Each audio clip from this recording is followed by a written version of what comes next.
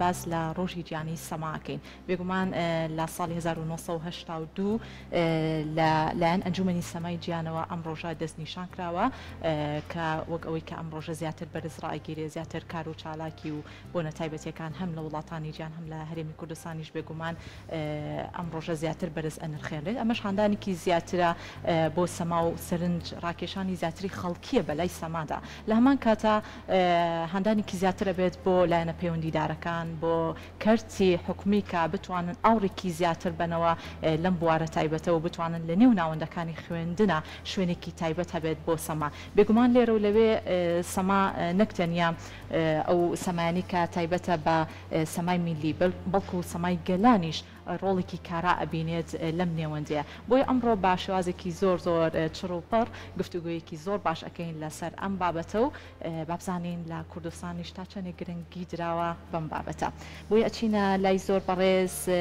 کاک عەبدولعەزیز مەجید کە بەڕێزیان نووسەرن ئەمڕۆ لە ستودیۆ ڕۆژێکنەوە لە لامان میوانن بە خێراتی بەیانی باش بێت بەخێری سەرچاو بەس لە ڕۆژەکەکەین لە هەمان کاتە باس لە کللتوری گەران و نەریتە کۆمەڵایەتەکانیش ئەەکەین کە تا چەنە وابەستە و هەماهنگێکی گرنگ هەیە لەم نێوەندەیە فەرموو سەرەتا پیرۆزبایی لە هەموو سەماکاران گروپەکانی جیان و کوردستان دەکەم لە سەماکاران بۆ نیترویەکەمی ساڵ یادی سەما سەما ئەو یادە بەڕاستی لە 29 نیسانی 1970 ئەو هونەرمەندە لەدایک بوو فەڕەنسی جان جۆرج نۆڤڵ بەیادی ئەو کراوە ساڵی 1910 مردووە ئەو ڕۆژی دایکبوونی ئەویان کردوێتە ئەو ڕۆژی سەما زۆر باشە اینجا سەما ئەگە بە مێژوو بدا بچینەوە هەر لە سەدەمی کۆن لە سەدەمی یۆنانیەکانەوە کە شانۆی دیونیسیۆس دروست کراوە و کە شانۆ دروست کراوە شان بە شانی یەکەوە هاتوونە ینی هەرتا لە سەرەتاشدا بە شانۆکاران یان وتووە سەماکار هەتا لەوان تیسبیس کە یەکەم شانۆکاری یۆنانی بووە کە شانۆی گەڕۆچ دانایە لە یەکەم جار ئەو بەشداری کردو لە مامۆستای سەماکارەکانیان دەهێنا لە شانۆکانە بەشداریان دەکرد ئەبۆ ینی سەماکار دایمەن ڕۆڵی خۆی هەبوو لە ناو شانۆشدا شانۆ سەرەتا ئەگە باسی شانۆ بکەین کە دروست بووە بۆش بووتە هونەر ینی سەما کە چوتە سەر شانۆ بەڵام پێش هەر وەک هەڵپەرچەی ملی ینی وەک سەمای ملی ناونراوە بەڵام کە بۆ بە هونەر چوتە سەر شانۆ وەشان بەشانی شانۆ هاتووە ینی زۆر باشە زۆر کاتێمە باسیەوەکەین کە هەر لە سەردەمی یۆنانیەکانەوە کە حەزارەت دەستی پێ کرد و شانۆ بوونی هەبوو کە لە بەردەم کۆشکە ئەیان کرد و دوجارەوەی کە خۆیان بۆ ئامادە کرد لە نێوان شانۆکەیە کۆمەڵێک گاڵتە جاڕی هەبوو کە لە ڕووی لە ڕێگەی سەماوە ئەنجامیانە دوای هات بۆ سەردەمی ڕۆمانەکان و دوای بۆ سەردەمی مۆدێرن تا چەند لەگەڵ ئەم هەنگاوانەیش پێشکەوتنی شانۆیە سەماشتوانی هەنگاوێکی باش بنێت لەو ڕێگەی ئەکتەرەکان کاڵی تیسپیس یەکەم ئەکتەر بوو لەسەر شانۆ بۆکو گەڕۆکی ژەگەڕا بە گالیسکەکان گەڕۆگە گەڕا و لە ڕێگەی جوڵەکانیەوە سەما و ئەوەی کە پێویست بوو وەکو ئاماژەی بەخشی سەما بمێژووی بخۆی کە هاتووە تا سەدەمی کە لە سەدەمی ئیتالیا لە ئیتالیاوە زیاتر سەری هەڵدا کە چارلسی سیانزە هاتووەتە ئیتالیا گروپێکی بینیوە کە سەمای دەکەن سەما بە یاری ئەەکەن زۆر مەعجیبیان دەبێت گروپەکە هەمووی دەبا بۆ فەڕەنسا ئیتر لەوێ لە ڕۆژی دایکبوونی خوشکەکەی جوانترین تابلۆی بالیە ئەەکەن ئەڵپەرچێ ئیتر پاژەوە پەیمانگەیان بۆ دادەنی لە ساڵی 1661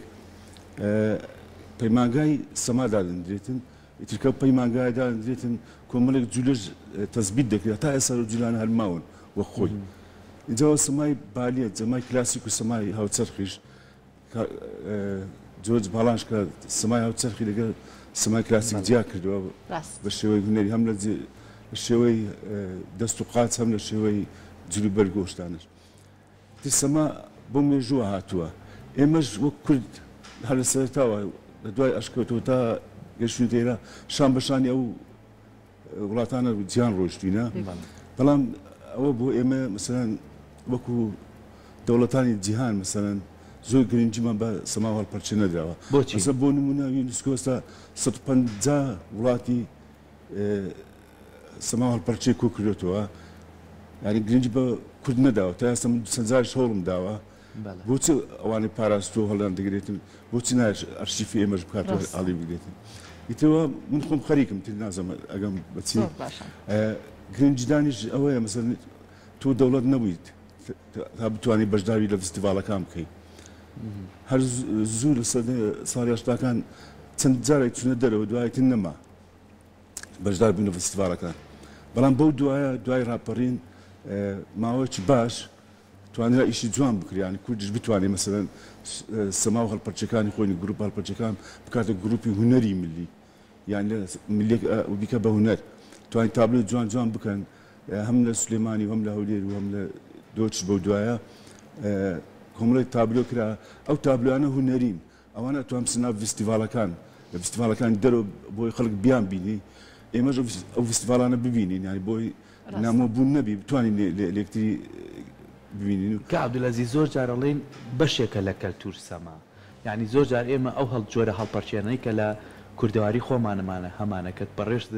ماوەی گروپی میلیەکە بەڕێوبەری ئەو گروپە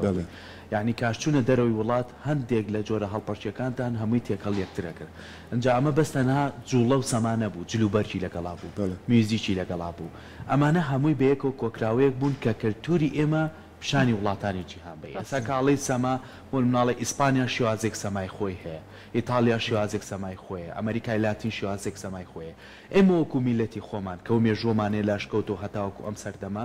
تا چەند توانیمانە ئەمەی خۆ ئەم کەلتورەی خۆمان بناسێنین وەک گوتم ئێمە نارێم خاوەن ئەوە نەبووینانی خوان دەسەڵات و ئەوە نەبووینە هەتا بەو دوایە ئێمە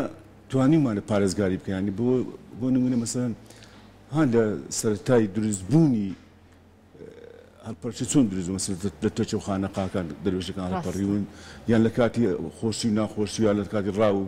لە کاتی دوورێنە و لە کاتی باران نەبارین باران بارین یان لە کاتی شین و بە هەموو شتێوەکان کراوە ئەو بەردەوام بەڵام بۆ کریان بە هونەر و بۆ ناساندنی بە وڵاتانی جیهان وەکتم نەبوونی دەسەڵات و دەوڵەتە ئێستاش لەو سەردەمەش گرنگی زۆر پێ نادرێ یعنی ئێمە کۆمەڵە خەڵکی خۆمانی لاگەکەین و ڕائەکەین بە دوایە لەبۆی لێ تێگەین ئەزانی ناساندنی کورد بۆ کەلتورەیە بۆ کەلەپورەیە تۆ چەند بتوانی کەلەپوری خۆت بناسێنی هونەر ینی کەلەپور ئەگەر تۆ کەلەپور و کەلتوری خۆت فۆلکلۆری خۆت نەناسێنی بە دنیا ئیتی بۆ خۆدا لێرە هەر بیکەیت ینی ڕاو ئەرگان جێ خۆ بەردەوام ئەبیت لەسەرەوە باشە ئاماژەت بۆ کرد وتت گرنگە کللتوری گەلان بناسێنین بە پێی وتەکانی بەڕێزت ئێستا ئەبینین لێرە و لەوێ چەندین فستیڤاڵ و نمایشی جۆرا و جۆر تایبەت بە ڕۆژی گیانی سەما ئەبینین لە کوردستانیشا بە خۆشحاڵیەوە چەندین نمایشی جوان چەندین تابلۆی جوانی هەڵپەرکێ کە تایبەتە بە کۆمەڵگەیەکی خۆمانە نمایش ئەکرێت و ئەشبینین وڵاتانی دەرەوە تەماشای زۆرێک لەو نمایشاناکەن یاخود هاتوون سەردانی زۆرێک لە هۆڵی ڕۆشنبیری بێت یاخود لە تەلاری هونەر بێ زۆرێک لە نمایش و تابلۆ هونەریەکان پێشکەش کراوە جا پێم خۆشە ئاماژە بۆ بکەی تا چۆنێک گرنگە ئەو کللتورە زیاتر نزیک بکەینەوە لەنیان وڵاتانی دەرەوە و هەم هەرێمی کوردستانیش بۆی ڕۆژێکی گیانی تایبەت هەم لە کوردستان هەم لە گیانیش دەستنیشان بکرێت ئێوە ئەزان من زۆر هەوڵماندایانی منمەندان و وەزارەتی ڕۆشنبیریش تا ئاسێکی کەم چکە زۆر ئازیشی لێ نەبوو بەڵام ئێمە بەردەوام بوونمان وازنهێنانمان توانیمان مەسەڵەن چەند فستیڤالێکی نێودەوڵەتی لە سلێمانی و لە کەلار بکەین کە وڵاتانی جیهان سەماکارانی گروپەکانی سەمابێنیرە و بنمان بۆ شارۆچکە و بنمان بۆ لادیەکانیش بۆی خەڵکی ئێمە لە نزیک و ئەو شتانە ببینیتن یان بنمان بۆ کەلار بۆی ئەو ناوچێ بێبەش بۆ چەندەها ساڵە هەر لە خەم و لە کێشە و مەشاکیل و ئەنفارەوە کە بمانێت کە شتە بۆی خەڵکەکە لە نزیکەوە شتانە ببینێ ئێمەش کە چونێتە فستیڤالەکانی دەرەوە هەروان لە ئێمە کردووە ئێمە بدو بۆ لادێک بۆ لادێ بۆ شارۆچکەکانیان بۆ ناو بازاڕەکانیان هەڵپەرکەی زۆر جوانمان هەبێت ئێمە لە نێو کۆمەڵگەی خۆمانە هەڵپەرکەی زۆر جوانمان هەیە کۆمەڵێک نەریتی زۆر جوانمان هەیە بۆی گرنگە ئەوانە زیاتر زیندوو بکرێتەوە زیاتر ئاشنای بکەین بە نەوەی تازە ئێمە وەکو کورد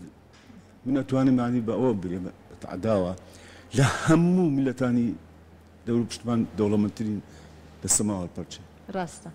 یعنی سەماوە پەرچەی ئێمە گەنجینێکی لە بن نایە ینی لەبەرەوەی ئێمە دابشکرانی بەسەر چار پارچە ینی فرا ئەوەی بووینە من لە جلوبەرێک لە مۆزی لە سەماکان ینی ئێستا مەسەلە ئێمە سەمای باکوور جایە سەمای ڕۆژهەڵات جایە سەمای باشوور جایە سەمای ڕۆژ ئەوە کۆمەڵێک سەما جیانە ئێمە لە سەما زۆر دەوڵەمەندین بەڵام چی ئەو سەمانە میمەوەی بکرێن بە هونەر بکرێن بەوە بچێت سەرچڕانەوە لە شێوەی ئۆپەرێت لە شێوەی تابلۆ لە شێوەی ئەو بتوانین لە ئاستی گروپەکانی جیهانە بینەوە چکە هەندێک عرق جولایە هەندێک ئەوە هەیە کە پابندە بەو تابلو بۆ شتانە مەس ئەو تابلۆی کە من ئەیکە مەسەیا ئێمە کردومانە هەندێک لە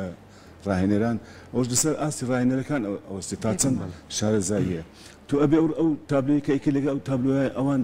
هەندێک عرەکە هەیە هاوبەشە مەسەلا هەنگاریەک بیکە یان سلۆڤاکیەک یان عەرەبێک بیکە یان لوبنانیەک بیکە یان کوردێک بیکە ئەوان هاوبەشن یعنی بۆ بەستنەوەی جوولەکانە بە یەکترەوە یعنی بۆ ئەوە ئەگەر مەسەن تۆ من سەی تابلۆ بکەم ئەزانم ئەو هونەریە یان تابلۆیەکی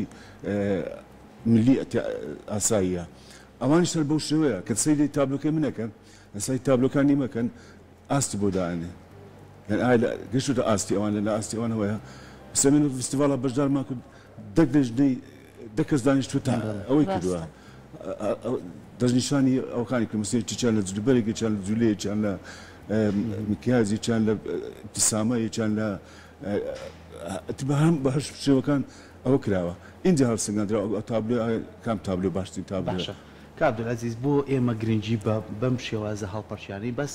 باسی هەرێمی کوردستان دەکەم یعنی تۆ لە پارێزگای سلێمانی لە پارێزگای ئەولێر لە پارێزگای دووەک هەر یەکە کۆمەڵە شێوازەیە ئەنجا بۆ ناوچەکانی ترێسا بۆ نمونە لە ناوچەی هەورامان شێوازێکی تایبەت و جلوبەرجێکی تایبەت و شێوازی شەڵپەرچینی خۆیانێ لە شاری سلێمانی شێوازێکی تایبەتی خۆمانمان هەیە و ئەمانە چەندین جۆری لێکێتەوە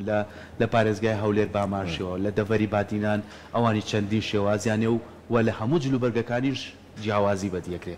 هەوڵ نەدراوە ساڵانە فستیڤالە ڕێکخرێ ئەمانە هەمووی تێکەڵ یەکتر بکرێ هەر یەکە نمایشی خۆی بکات ئێمە بتوانین ئەم کللتورە جوانە هەمیشە بە زیندوێتی بێڵێنەوە وتم تۆ ئاگات لێ ئێمە گوتم سێ فستیڤالمان لە کلار کرد یان ساڵی یەک دوو سێمان کرد چوارەم پێش چوارەم پێش لە سلێمانیژێکی فستیڤالی کەممان کرد دوای گواستمانەوە بۆ چوار فستیڤال دوای ئەوە نەیەکرد ینی کە مەسەڵەن من گلەیری چێ بکەم یان لە حکومەتەی بکەی یان لە دەسەڵات بکەی کە ڕێگان نادەن هاوکاری ناکەن ئاسایی مەسەر تۆ مساڵتانی فستیڤال بکەیت مەسەڵ فستیڤالێک کەلا لە چی کۆنگرەی فستیڤاڵاتی عالەمی هەیە بۆ هونەری ملی من بووم بە ئەندام لێ دوو ساڵ چون بەشداریم تیا کرد یان ناومان لە ناو دەستەکە بوو مێژووی فستیڤالەکەی کەلار لەوێ نووسرا بوو مەسەلا کە دانیشت کۆبوونەوە کرا مەسەڵ من ئەمە فستیڤالێکمان هەیە لە کەلار بۆ شێوەیە خەوتنتان نووسنتان ئەوانەتان بۆ شێوەیە ئەوانش بە هەمان شێوە فستیڤالیانە بووی یعنی ئێمە توانیمان ئەو فستیڤالە بگەینەوەیە بەڵام دوای ڕایانگرنیان نێشت چی بکەین زۆر ڕاستە هەندێک کاتی شەیە لە نمایش و تابلۆ هونەریەکان لە لای خۆمان بینی ومانە نمایشی میلی یاخود هەڵپەڕکەی میلی تێکەڵاوی سەمای وڵاتانی ترەکرێت پێم وا بێت هەماهەنگێکی زۆر هەندێک جوولە هەیە هاوبەشە یعنی مثل تۆ تابلۆیەکی بەغاب بین تابلۆیەکی لوبنان بین تابلۆیەکی ئەڵمانیا ببینی هەمان جوولە ئەبینی بە چاوت بەڵام هەمان چێکان نابینی یان شتی سیستەمە پەرچێمان هەیە ئەوان کە دەوێت ئەیان بینی سەریان سوڕەما بۆیان نەدەکرێت چەند خەریکە بوون ڕاهێنەرەکانیان بۆیان نەدەکرێت سمدەوان کتوبە ئەو پەرچێ فێر نابوو بەڵام هەندا پەرچێکە سادەمان هەیە هەمومان ئەیزانین ئەوان زوو فێرە بوون لەوێ کە ئەبوو زۆربەی کات مەسەڵەن بە دهۆڵ و زوڕنامان لێدا شایەکمانەکە لە یان سپێ یان چەپەی کە زوو فێرەبی یان سوسکەی ئەوانش هاتن ناو شایەکان زۆر جار باوەڕ کرد سەمای وا چەند کیلۆمەترێک ئەڕۆیش سەمای کوردی بە دۆڵ و زوڕنا زۆر باشە زۆر کاتێ ماڵین کە ئەو ماوەی کە تۆ بەڕێستان لەگەڵ گروپی میلیەکە بوون کە سەردانی کۆمەڵی وڵاتان کرد لە فستیڤالەکانە بەشدار بوون فیدباکی ئەوان چی بوو بۆ ئێمە لەسەر ئەم کەلتورەی ئێمە هەم لەسەر جوڵەکانمان هەم لەسەر جلوبەرگمان هەم لەسەر شێوازی میوزیک و گۆرانیانی کە لەگەڵ ئەڵپەرچەکانان دانرا بوو تا چەند ئاشنا بوون بەم بابەتانە بەڕاستی ینی ئەو هاوڕانی لەگەڵماندا بوون ئەو هونەرمەندانی لەگەڵمان بوون کە بە چای خۆیان بینیان بینیانە کەەوە قسانی کە منێکم هەموو 100% ئەوان تەئید دەکەن مەسە وەزیری ئەڵمانی مەسە وەزیری کڕواتی هاتووە قسەی کردووە دوای فستیڤال ئێمە بانک کردووە مەسە ئەوەندە سەرسان بوو بەکارەکانی ئێمە ینی من قەد بیریم ناچێ کە پارێزگاری لەگنیسیا لە یۆنان لە پۆلۆنیا بانکمانی کرد لە یۆناش بانکمانیان کرد یعنی پارێزگەر وتی بە تایبەتی ئەز دەکەم باس ئەو تابلۆیان بۆ بکەن هیچ گروپێکی بانک نەکرد لە گروپەکان گروپی کوردی بانک کرد ئێمە تابلۆ گروپ خوێناویمان کرد کە هەمویان گریان ناو قاعەکە یعنی سەرەتا پێکەن و زۆر خۆش دوای هەمویان کەوتنە گریان زۆر سەرنجڕاکیشە بەیانی بانکمانی گوتی بووم تەرجمەکەن هەموو ئەوکان ڕاستە هەم خەڵکتان گریان منیشتان گریان دووە ئەمێ تێ یعنی کۆمەڵە تابلۆی دیکەمانەوە مەس تابلۆی درونە لێرە لە سلێمانی شێو لە هەولێر کراوە پێشتر یعنی زۆر سەرسان بوون یان گوتا ئێستا گرنگی بەو شتانە دەبە هێز و باز و ئەوەی جوتیار و کشتقاڵ وانە داتن یعنی زۆر تابلۆمان هەبوو نامۆ بوو لای ئەوان مەسەلەن من پرسیارم کە بۆ هەموو لە ئێمە کۆ بنەوە کە پارچەکەین ئەیان گوت ئەوانە زۆر بینی عەرەب و تورک و ئەوانیان زۆر بینی بوو ینی بێزار بوون لیان بەڵام کە ئێمە نامۆ بوون بە شتانە ئێمە عەرەکات بە شتانە ئێمە زیاتر لە ئێمە کۆ بوونەوە زۆر باشە مامۆستا پێش ئەوەی بێمە سەر باسکردنی کتێبێکی تایبەتی خۆت لەم بوارەیە پرسیارێک لە مێشکما دروست بوو تا چەندێک گرنگە ئێوە بە نووسراوی یاخود لە ڕێگەی کتێبێکەوە سەرجەم ئەو هەڵپەرکە میلیانەی هەیە هەم بنووسین هەم لە ڕێگەی نیشاندانی وێنەوە لە ڕێگەی چوارچێوەی کتێبێکا کۆ بکەنەوە بۆی ئەگەر هاتو سەردانی وڵاتانی دەرەوەتان کرد ئەو کتێبە ئاشنای زۆرێک لە وڵاتانی گیان بن کە ئەوانی تایبەتن بە سەماسەمای خۆیان نیشانەی بۆی هیچ نەبێ ئەگەر هاتو توێژێکی ژنەکان ئەتوان لە ڕێگەی کتێبەکەەوە تەماشای زۆرێک لە هەڵپەرکەکان کەن جابینەوە سەر باسەکەی خۆمان ئەو کتێبە تایبەتی کە هەتە چیە دەربارەی لە پرسیارەکە تۆ تێگەیشتم ئەزان چۆنم من لەو کتێبەی خۆم توانیم گروپەکانی هەولێر سلێمانی دۆ زیدەکانیش مێژوو ئەو کاران کردویانە دەیکەن دیاری بکەم من ئەو کتێبە بەس پەیوەندە بە باشوور من چوومەتە ڕۆژهەڵات ڕۆژاوە باکوور باشوور شار بە شار گەڕاوم هەرچی هەڵپەرچەی کوردی هەیە لە هەموو شارەکان لە هەموو گروپەکان چوومەتە هەمویان ئەم ناسم قسەم لەگەیان کردەوە بە دەلیل و باوەش بەڕسم بە هەموو لامە بە ڤیدۆژ لامە باوەڕ دەکەم کتێبم کە چاپ کرد هەندێک پارە خۆم دام هەندێکیش وەزارەتی ڕۆشنبیر هەندێکیش پارێزگای سلێمانی باوەڕ بێ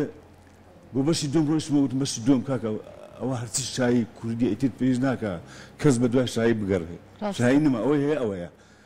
تۆ هەر یەکێکە ئەیکەی باشی بۆ چەند ئەو ناوی هەیە یانەوەی بزرە بێ بۆ ئەوی ئەرێ وەڵامە کتێبێکمان وت کە کتابی دومت بۆ ناکەین یعنی نازانم کەچی زەلامی لێ بۆ خۆی چوار کتابی لێ چاپ کردووە کەچی ئامادە نییە ئەوە بکە یان بە گرنگی نازانێ بەڵێ من بە پارەی خۆشم بێ کەم هەرەی خەمە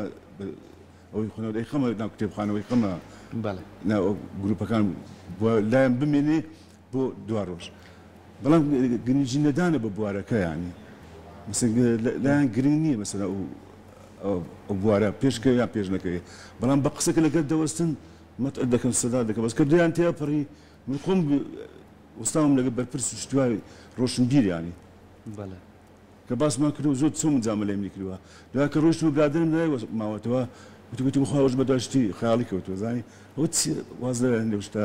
کەی واز دێنی ئەم بابەت ئازەکە من وازی دەبێت کە بتوانین زیاتر گرنگی بنجکە ئەو سەما و ئەو نەریتە جوانەی کە هەمانە بەشێکە لە کەلتوری ئێمە وە بتوانین لە ڕێگەی سەماوە ئەو هەڵپەرچیانی کە هەمانە بتوانین زیاتر کەلتور و دابوونەریت و کە لە پورە کەشمان ئاشنا بکەین بە وڵاتانی داوەرزیە دووبارە سپاس بۆ تۆ عەبدولعەزیز زۆر خۆشحاڵ ڕۆژە پیرۆز بێ لە سەماکارانی جیهانی وادارم گرنگی زیاتر بۆ بوارە بدەن کوچان و کوڕانی کوردی ژواز نێننەوە بوارە چکەوە هیچ لە کەلتور و دابوونەریت و ئەوی کوردەواری کوردایەتمان ئەو گروپانش کە هەن ئەو کوچانە و کوڕانە لای من وەک پێشمەرگە کە پارێزگای لە کەلتورێکی خۆیان دەکەن چۆن پارێزگای لە خاک دەکەن پارێزگای لە کەلتور دەکەن ڕاست هیوادارم سەرکەوتوو بنەم لە ڕاست دەستەکانی خۆش بێ سپاس بۆ تۆ